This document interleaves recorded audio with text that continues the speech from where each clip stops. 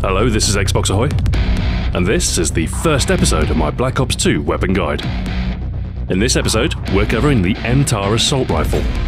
A smaller brother to Modern Warfare 2's TAR-21, the fully automatic Mtar returns in its diminutive form, and is the first assault rifle unlocked in Creator Class. The Tavor assault rifle for the 21st century, or TAR-21, is an Israeli weapon that was introduced in 2001.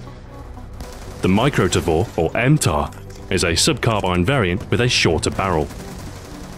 The version depicted in-game fires the NATO standard assault rifle cartridge, the 5.56 by 45mm round, although the Mtar can be converted to an SMG, instead firing 9mm pistol rounds. The Tavor is a bullpup weapon, with a magazine located behind the trigger. This allows for a shorter overall length, making it ideal for urban close-quarter use. In-game, the Mtar is a mid-damage assault rifle. It requires at least 3 shots to kill, even if all 3 are headshots. At a distance, you may need up to 5 shots to kill, although with a single headshot, you won't need more than 4. Range drop-off is moderate, with the Mtar losing its 3-shot kill potential outside of a close range. For most mid-ranged engagements, you can expect to kill in 4 shots. Like most of the assault rifles, the Mtar offers standard penetration ability. This means thin cover won't pose too much of an issue should your target lie behind. Rate of fire is 750 rounds per minute, reasonably high for the assault rifle class and offering a blend of controllability and lead output. Hipfire spread is standard for the assault rifles, not as good as an SMG, but far better than an LMG or sniper rifle.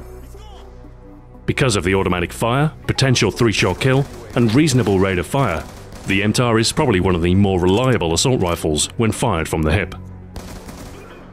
Select Fire will turn the Mtar into a 3-round burst rifle. This will help enforce good fire control and conserve ammunition, but this attachment isn't particularly useful for the weapon. The Mtar's recoil is moderate, with the weapon tending to kick upwards with some symmetrical horizontal movement.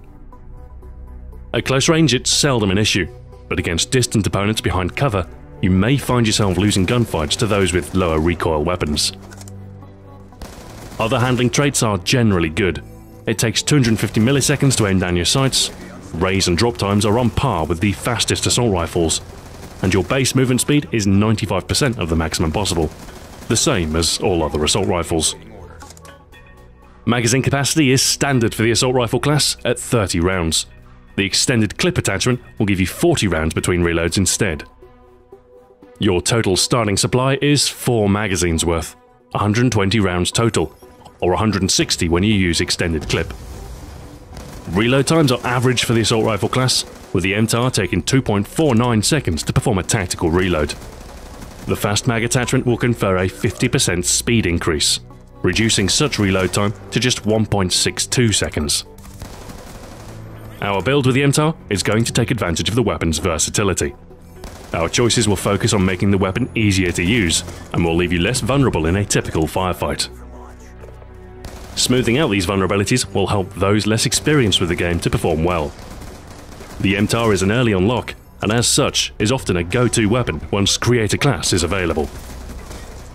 Our first Pick 10 choice is a wildcard. Primary Gunfighter will permit a 3rd attachment on your primary weapon, which is useful given that many of the attachments have a positive effect.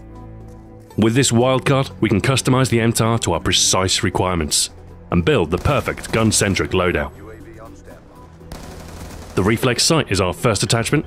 This will replace the Mtar's iron sights with a precision red dot, granting you a better view on target. This attachment's effect is a purely visual one, and there are arguably other attachments with more tangible benefit. But the importance of accuracy cannot be overstated, and the Reflex really does help in this regard. More experienced players might fare just as well with the iron sights, but if you're just starting out, the Reflex Sight is an excellent way to make any weapon easier to use. Next up, the Suppressor will keep you off the minimap while firing, at the cost of a slight reduction in your weapon's range. The Suppressor is an ideal tool for stealth builds, but is also useful for those less confident in map knowledge, as you're less likely to be caught off guard from the rear or flank. An unsuppressed weapon can be a useful tool, drawing enemies into your line of fire, but until you're familiar with spawns and flanking routes, it's probably best to remain off radar. Our third and final attachment is the laser sight. This will improve the Mtar's hipfire performance and give you a fighting chance in close quarter gunfights.